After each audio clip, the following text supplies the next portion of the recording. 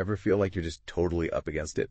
You know, Oh, yeah, I know exactly what you mean. like drowning in a project at work, or maybe grappling with something really personal, or even trying to help someone else through a rough patch, and you just feel your own energy draining away. Yep, been there.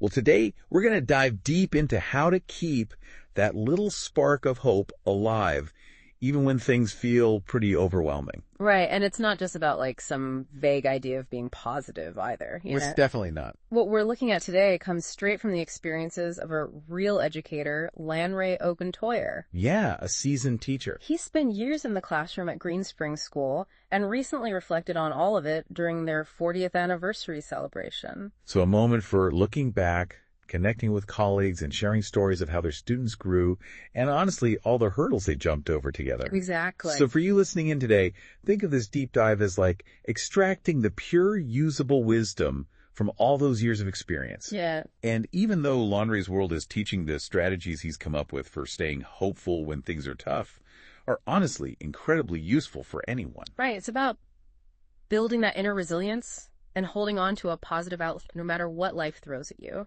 And we're here to guide you through it all. I'm Dr. Lanre. And I'm Joyce, and together we're going to unpack Lanre's insights for you. We're aiming to pinpoint those core principles, those aha moments that can really change how you tackle your own challenges. We're after practical wisdom here, not just interesting ideas. Exactly. Okay, so let's jump right in.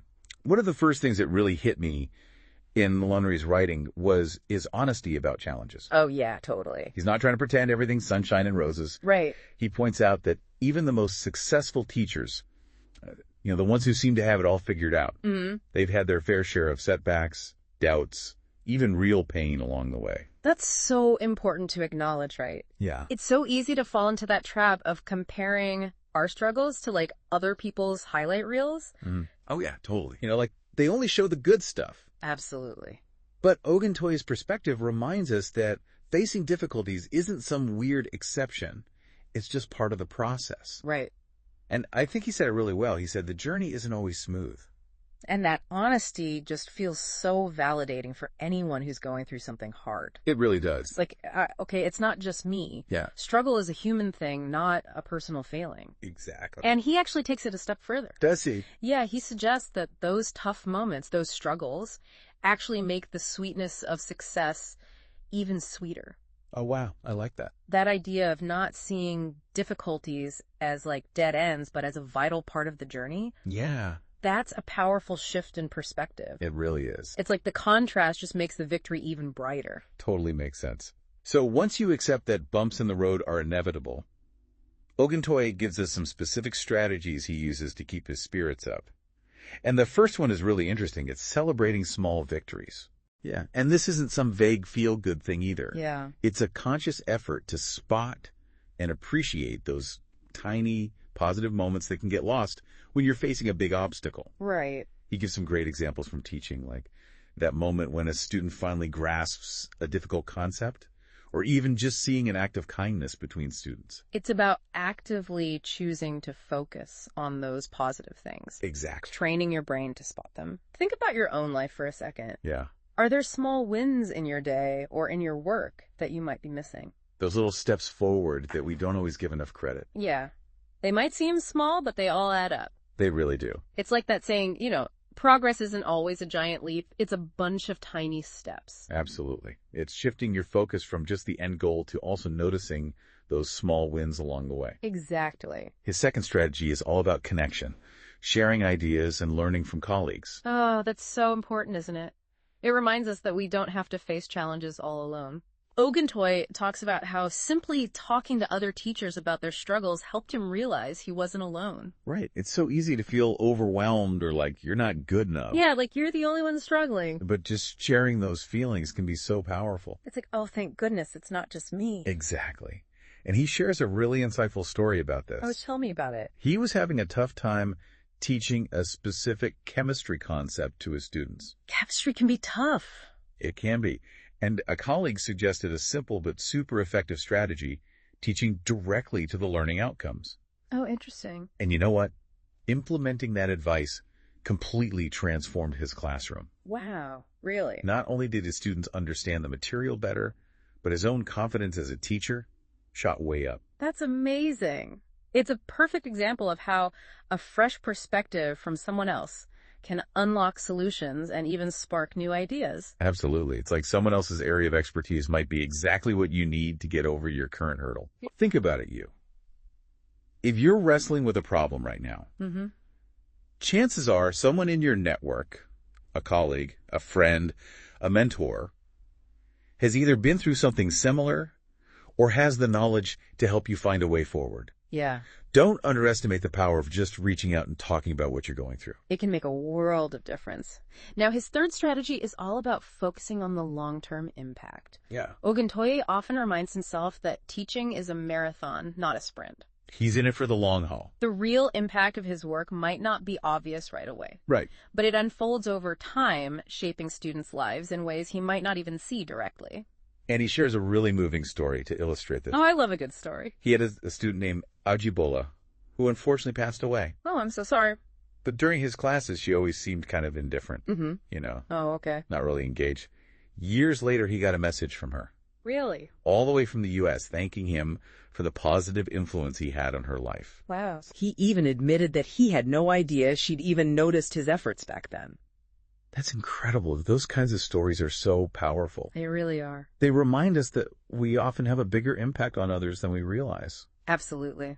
For our listeners, this might mean remembering those long-term goals. you know? Yeah.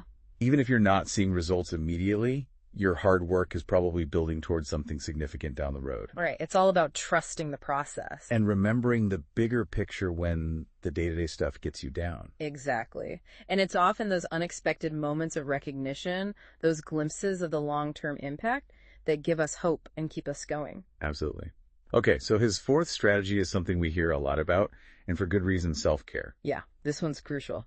Oguntoye is really clear that taking care of your mental and emotional well-being is absolutely essential for dealing with challenges effectively. He actually has a name for it, his personal mantra, the Alatice Code. The Alatice Code.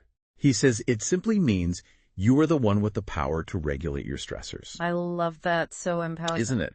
And he's honest about it being a continuous process for him, something he's still working on, which makes it feel even more real. Yeah.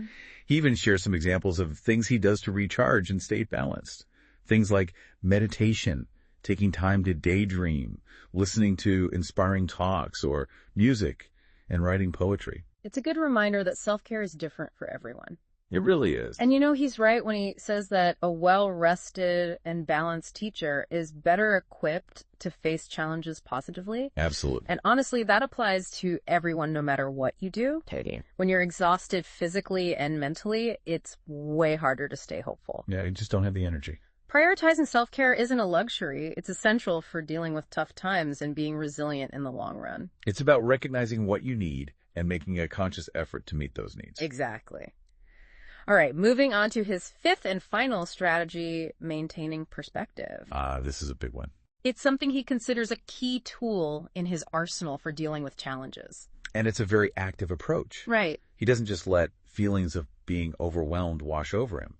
When he starts to feel that way, he stops, takes a moment, and asks himself some really smart questions. What kind of questions? Things like, what can I learn from this situation? How can I grow from this challenge? Is this going to last forever? Oh, well, those are good. And what possible benefits might be hidden in this difficulty, even if I can't see them right now?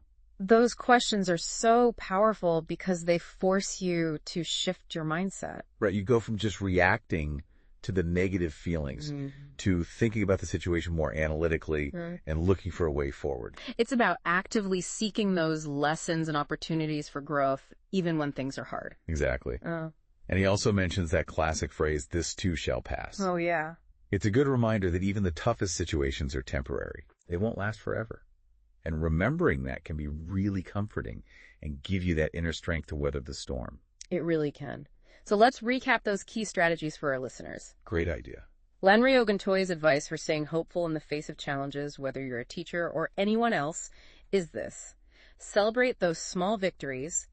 Don't be afraid to ask for support and learn from others. Keep your eye on the long-term impact of your work. Take care of yourself and actively work on maintaining a healthy perspective. And remember, these aren't passive things. They're active choices we can all make. And it's crucial to remember that even though these insights come from Oguntoye's experience as a teacher, these strategies are really for everyone. Absolutely. They're about being human. Yeah. Whether you're dealing with a setback at work, a personal struggle, or any kind of ongoing challenge. These principles, acknowledging small wins, connecting with others, focusing on the long term, taking care of yourself, and maintaining perspective, can help you stay hopeful and resilient. Couldn't have said it better myself. So to wrap up our deep dive into Lanre Oguntoye's wisdom, his main message is that staying hopeful isn't about pretending difficulties don't exist. Right. It's about actively choosing to see and appreciate the good moments, believing in your ability to keep going, and looking for those chances to learn and grow even when things are tough. And on that note, here's a final thought for you to ponder. Okay. Think about the challenges in your own life right now. What small victories could you start celebrating today? Maybe even write them down to make them more real. And what little acts of self-care can you commit to doing regularly to cultivate a more hopeful outlook? Take a moment to think about which strategy resonated with you the most and how you might take one small step to start using it in your life today. Thank you so much for joining us for this deep dive. Yeah, we really hope these insights from Lanre Oguntoye give you a fresh sense of hope and some practical tools to help you navigate whatever challenges you're facing. Take care, everyone. Bye for now.